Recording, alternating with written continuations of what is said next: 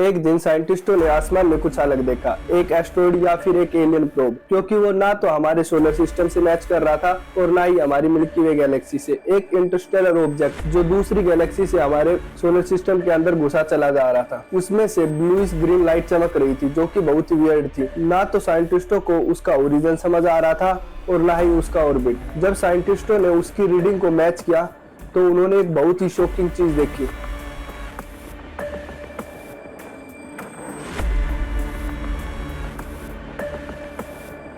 सितंबर 2025 हवाई के Atlas telescope ने आसमान में एक छोटी सी बिंदु डिटेक्ट की, जिसमें से ब्लूइश ग्रीन लाइट चमक रही थी, जो कि बहुत वियर्ड थी।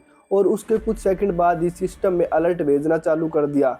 Unknown fast moving. अब हर ऑब्जर्वेटरी बस उसी ऑब्जेक्ट को ट्रैक कर रही थी और कुछ सेकंड बाद पता चलता है कि ये ऑब्जेक्ट हमारे सोलर सिस्टम को ऑर्बिट नहीं कर रहा, बल्कि हमारे सोलर सिस्टम को क्रॉस कर रहा था।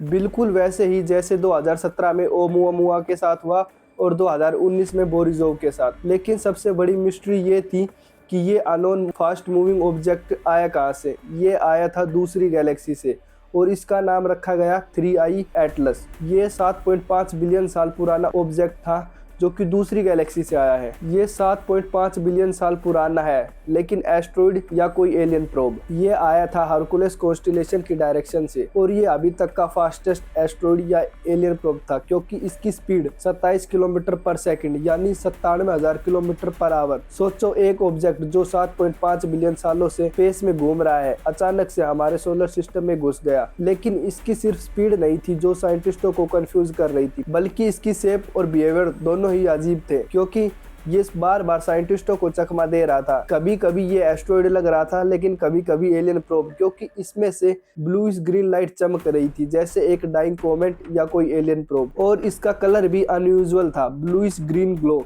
और ये नॉर्मली किसी स्पेस डस्ट में नहीं पाया जाता, जो कि इसकी एलियन प्रोब होने की पॉसिबिलिटी को बढ़ा देता है। जब 2017 में ओमुआमुआ मिला था, तब साइंटिस्टों ने कहा कि इसकी शेप एक एलियन प्रोब से मिलती है या फिर ये एक एलियन प्रोब ही है। और अब 3I एटलस के साथ भी वही डिबेट शुरू हो गई कि ये कोई एलियन प्रोब है या एक नेचुरल ऑब्जेक्ट, या फिर कोई एक ऐसी एलियन टेक्नोलॉजी जो स्पेस के थ्रू ट्रेवल कर रही है। कुछ थ्योरीज की माने तो ये एक मैसेज कैरियर भी हो सकता है, जैसे हमारा वॉयेजर 1 स्पेस में एलियन की खोज में घूम रहा है, या फिर ये कोई एलियन टेक्नोलॉजी का डिस्कार्डेड प्रोब भी हो सकता है। नासा ने इस पॉसिबिलिटी को डिनाई नहीं किया है, लेकिन इसके कुछ सॉलिड प्रूफ भी नहीं है, ये सिर्फ एक थ्योरी है। जब साइंटिस्टों ने इसकी ट्रैजेक्टरी को ट्रैक किया तो उन्होंने एक शॉकिंग चीज देखी। ये ऑब्जेक्ट शायद एक बाइनरी स्टार सिस्टम का हिस्सा रहा होगा, जहां 2 स्टार आसपास घूमते रहते हैं। कभी कभी इनका ग्रेविटेशनल पुल इतना ज्यादा हो जाता है कि वो किसी भी एस्ट्रॉइड को अपने ऑर्बिट से बाहर फेंक देते हैं, और तब वो एस्ट्रॉइड एक गैलेक्टिक ट्रैवलर बन जाता है जो कि इंटरस्टेलर स्पेस में ऐसे ही भटकता रहता है। शायद 3I एटलस भी ऐसे ही किसी बाइनरी स्टार सिस्टम का हिस्सा रहा होगा और बहुत ज्यादा ग्रेविटेशनल पुल की वजह से अपने ऑर्बिट से बाहर फेंक दिया गया। और उसके बाद से 3I एटलस सोलर सिस्टम में स्पेस में ट्रैवल करते करते हमारे सोलर सिस्टम में आ जाता है। साइंटिस्टों ने कहा कि ये ऑब्जेक्ट सिर्फ एक पत्थर नहीं बल्कि लाइफ का कैरियर भी हो सकता है, क्योंकि ऐसे ऑब्जेक्ट अपने साथ वाटर और मिनरल को लेकर स्पेस में घूमते रहते हैं। और इस थ्योरी को हम पैंसपर्मिया थ्योरी कहते हैं, जिसमें कहा गया कि ऐसे इंटरस्टेलर ऑब्जेक्ट अपने साथ ऑर्गेनिक मॉलिक्यूल्स को लेकर इंटरस्टेलर स्पेस में घूमते रहते हैं, और जब ये किसी भी प्लेनेट से टकराते हैं तो वहां पर लाइफ की शुरुआत भी कर सकते हैं, जैसे हमारे अर्थ के साथ हुआ। 3I एटलस भी शायद एक ऐसा ही ऑब्जेक्ट हो, तो हो सकता है कि हम एक इंटरस्टेलर स्पेस के डस्ट पार्टिकल्स के ही डिसेंडेंट्स हो। ओमुआमुआ ने बताया था कि इंटरस्टेलर विजिटर्स भी एग्जिस्ट करते हैं, और बोरिज़ोव ने हमें दिखाया कि वो एक कॉमेट्स भी हो सकते हैं।